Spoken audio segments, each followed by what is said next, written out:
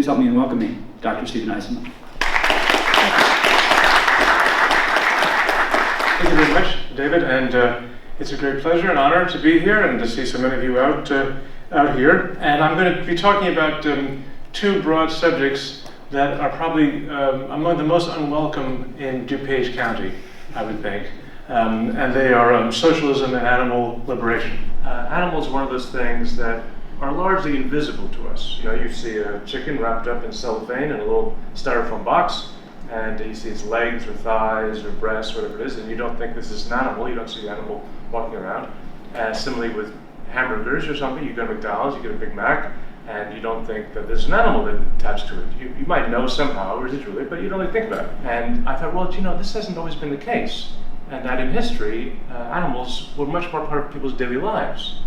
And yet we as art historians, or as historians, don't really talk about them very much. This is something that you don't normally could get an experience of. I feel like COD provides a really great way for you to meet people, for be able to talk to people, especially with the discussions. Like, I don't know when I would have ever been able to talk with a scholar about the article he wrote.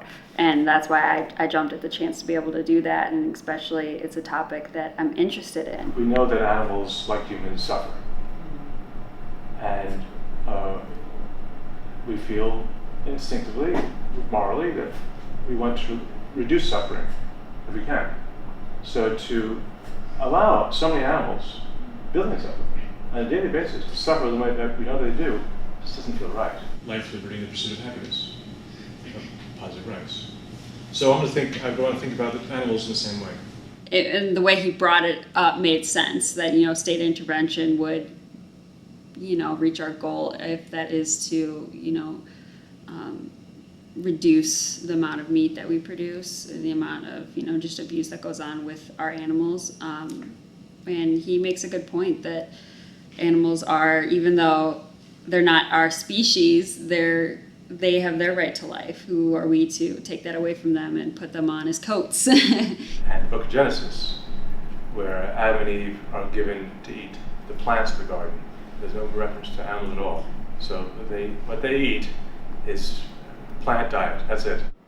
In a way, it surprised me just because it was such a political stance on the issue. But I mean, obviously that's his opinion. He's allowed to voice it. And I thought it was very thought-provoking to have that viewpoint. There should be changes about how people choose their food. And if the way to get them to see that is to see the animals as their equals, then that is a good way to do it. I can see that art is a great way to get your views out there, you know, with all the examples he showed. You know, I mean, and they were, you know, a few centuries ago that they were being made, but that's still a good way to get your point across today, art. This was really the beginning of the use of caricature for political and esoteric purposes. And we still do it. It isn't as major in our form as it once was, I think, because we don't read newspapers so much anymore. And newspapers where you would see on a daily or weekly basis cartoons and caricatures that would show political figures in the days and another day in some costume or dressed in doing strange things. And oftentimes very serious issues, but treated in a lighthearted way to get us engaged in the issue. And I think in the issue, that's what I think is happening here. It was a great lecture. He brought up a lot of different points. I mean, the fact that I never knew Tyson was the worst company, you know, and that, you know, they'll be killing like 48,000 animals maybe a day. That's mind-boggling that we even have enough animals to do that every single day. It's sad.